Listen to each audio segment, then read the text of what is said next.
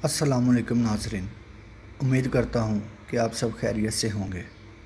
नाज़रीन, आज मैं आपकी खिदमत में एक और नई वीडियो के साथ हाज़िर हुआ हूँ, जिसका उन्वान है दुआ के कबूल होने की 4 निशानियाँ।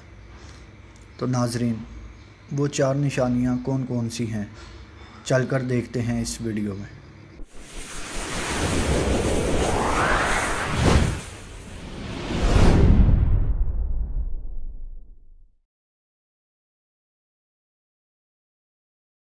नाज़रीन, इंसान होने के नाते हम सबसे गलतियां सरज़द होती हैं, और जब हम अपने गुनाहों पर नादिम होते हैं तो तौबा के लिए अपने खालिक की बारगाह में हाज़िर होते हैं। वही खालिक बेहतर जानता है कि हमारी तौबा कबूल हुई कि नहीं। अलबत्ता अपनी ज़िंदगी में नज़र आने वाली कुछ तब्दीलियों से हमें किसी हद तक अंदाज़ा ज़रूर हो सकता है कि तौबा के बाद हम किस कदर फलाह के रास्ते की जानब गामज़न हुए। कुरान और हदीस की हदायत की रोशनी में कुछ ऐसी निशानियां के बारे में बयान किया गया है। मिसाल के तौर पर एक हदीस का मफ़हूम है कि जब तुम्हारे अच्छे अमाल से तुम्हें मुसर्रत महसूस होने लगे और बुरे अमाल से तकलीफ़ और गम महसूस हो तो ये ईमान की निशानी है। इसी तरह जब इंसान अपने गुनाहों से सच्चे दिल के साथ तौबा कर ले और ये अहद करे कि वो दोबारा गुनाह की जानब माइल नहीं होगा, तो इसे अपने खालिक से रहम और मग़फ़िरत की पूरी उम्मीद रखनी चाहिए। तौबा दरअसल अपने गुनाहों पर गहरा दुख और नदामत महसूस करने का ही दूसरा नाम है, जब इंसान अपने तर्ज़ अमल को बदलने के लिए बेकरार हो जाता है। तो ये इस बात की निशानी है कि परवरदिगार ने इस पर करम कर दिया है और इसे हदायत का रास्ता दिखा दिया है। उलमा कहते हैं कि दिल की इस बेकरारी का ख़ात्मा सिर्फ़ अल्लाह ताला की रज़ा व खुशनुदी के हसूल से मुमकिन है।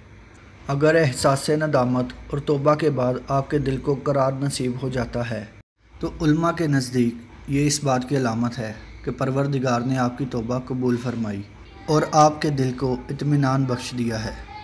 अक्सर लोग दुआ करते और इसके कबूल ना होने पर परेशान भी होते हैं, हालांकि किसी की दुआ रद्द नहीं होती।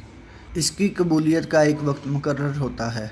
सूरत बकरा में अल्लाह ताला का फरमान है, जब मेरे बंदे मेरे बारे में आपसे सवाल करें तो आप कह दें कि मैं बहुत ही करीब हूँ हर पुकारने वाले की पुकार को, जब भी वो मुझे पुकारे कबूल करता हूँ।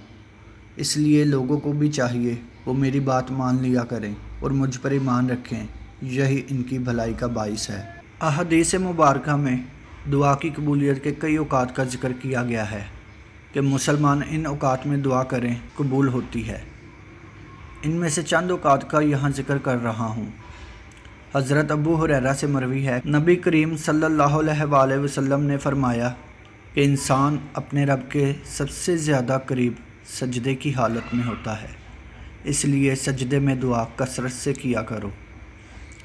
हज़रत सहल बिन साद रज़ी अल्लाह ताला अन्हु से रवायत है कि रसूलुल्लाह सल्लल्लाहु अलैहि वसल्लम ने फरमाया, 2 दुआएं रद्द नहीं की जाती, एक अज़ान के वक्त, दूसरे बारिश के वक्त। इसी तरह हज़रत अनस बिन मालिक से रवायत है कि रसूलुल्लाह सल्लल्लाहु अलैहि वसल्लम ने फरमाया, अज़ान और अकामत के दरमियान की जाने वाली दुआ रद्द नहीं की जाती। लोगों ने पूछा कि या रसूलुल्लाह सल्लल्लाहु अलैहि वसल्लम, फिर हम इस वक्त क्या दुआ करें?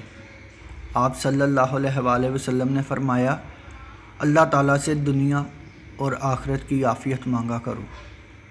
हज़रत अबू हुरैरा से रिवायत है कि रसूलुल्लाह सल्लल्लाहु अलैहि वसल्लम ने फरमाया, जब इमाम आमीन कहे तो तुम भी आमीन कहो, क्योंकि जिसकी आमीन फरिश्तों की आमीन के मुवाफिक हो जाएगी तो इसके पिछले गुनाह माफ़ कर दिए जाएंगे। जब इमाम गैरुल मग़दूब अलैहिम वलद्दालीन कहे तो आप सुम आमीन कहो, अल्लाह तुम्हारी दुआ कबूल करेगा।